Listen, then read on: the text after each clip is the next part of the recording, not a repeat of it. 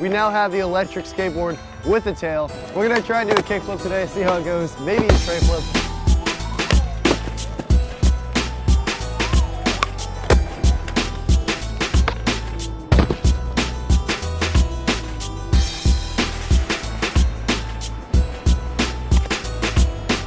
I've been having a full skateboard session. I've taken 0 pushes. This is the weirdest thing ever. I would love to see a feeble happen on this.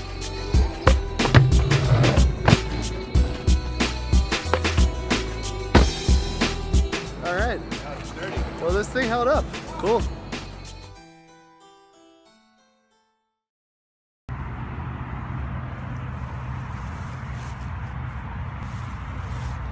Hey guys, I just picked up a Genesis Stinger skateboard. If you saw my other reviews, if you saw my other reviews, you probably saw me with the Genesis Hellfire longboard. I love the Genesis Hellfire. It's a great board. Had it for about 6 months. My only issue with it was just big and bulky and hard to carry. And I figured this board would just be a little easier to take with me. You know, it's easier to pick up. It weighs about 6 pounds less. It's not as long. The center of balance is just better, and it's just easier. It's more portable, basically, in a nutshell. So I picked one up. I got it on sale a couple weeks ago, and it came the other day. I haven't ridden it yet. I'm just taking it out today, and you know, here it is. I did a little bit of you know, basically standing on it at my house and just, you know, testing all the bolts, making sure all the bolts were on properly. Everything seems tight. You know, I had some issues with the Hellfire where the bolts were all loose and I had to tighten them up. So far on this one, everything looks good. It's a little bit different. As you can see, the battery is in this case, whereas on the Hellfire, the battery just kind of popped out. I'm not even sure if these things use the same battery as the Hellfire, but all in all, I feel like this is gonna be a lot more portable. It's gonna be easier to take out with my dog. A lot of times I go on walks with my dog and I have to pick up the board and walk a little bit with it. And that Genesis Hellfire longboard was just hard to carry. So I figured I'd pick up the Stinger. The funny thing is, I sold the Hellfire on Craigslist. It sold in like 2 hours, and then I ordered this. I actually didn't think these electric skateboards were that popular, but apparently they are because it sold pretty quick. So yeah, all in all, looks like good quality. So let's test it out and see how it rides.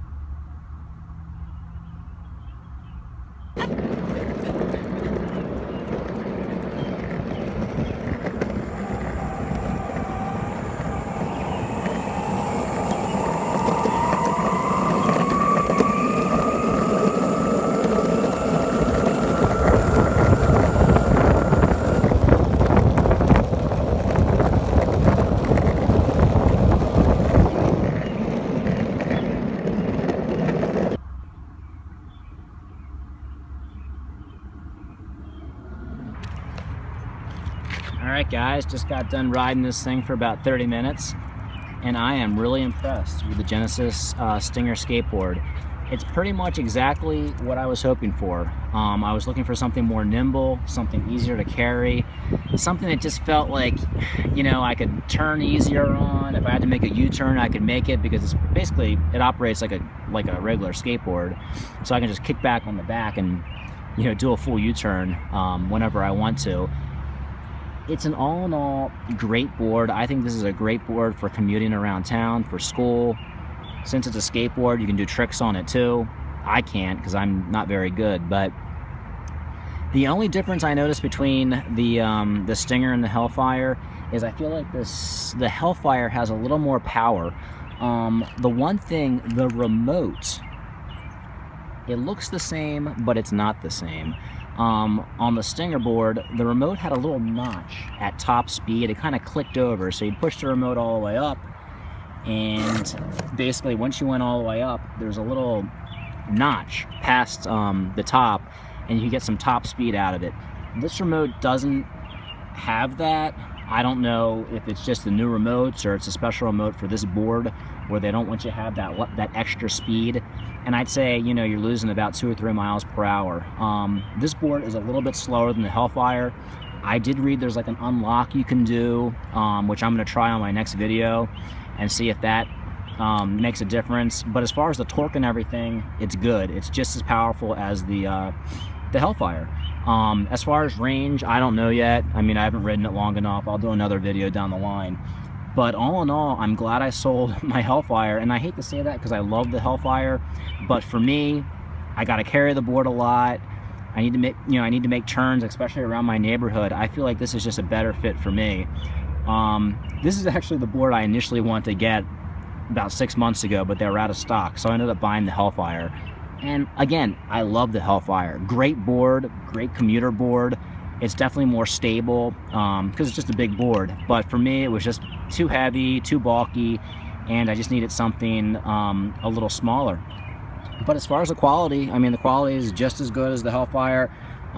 It looks pretty much the same. I mean, there's some design differences. The battery, like I said, is built in, but everything else pretty much seems the same. You know, the charging cord's a little bit different too. It uses this little standard plug, whereas the Hellfire uses this weird connector. But other than that, guys, I think this is a really good board. I recommend it. I'll do some other videos down the line, but it's just, in a nutshell, it's just a lot easier to maneuver, and it's a lot lighter. So if you're looking for something that's a little bit lighter, a little bit smaller, with about the same power, I think you should go with this board, especially when you compare it to the other boards out there this size. They really don't compare. I mean, a lot of the other boards this size have a top speed of like 8 miles an hour, 4-mile range. This board, they claim, has about a 20-mile range and a 15-mile-per-hour top speed. So, you know, all in all, you're pretty much getting a better ride out of this one, a better bang for your buck, and it's about the same price as the Acton board and a few of the other boards out there. And of course, it's a lot cheaper than the boosted board. But yeah, guys, let me know what you think. Later.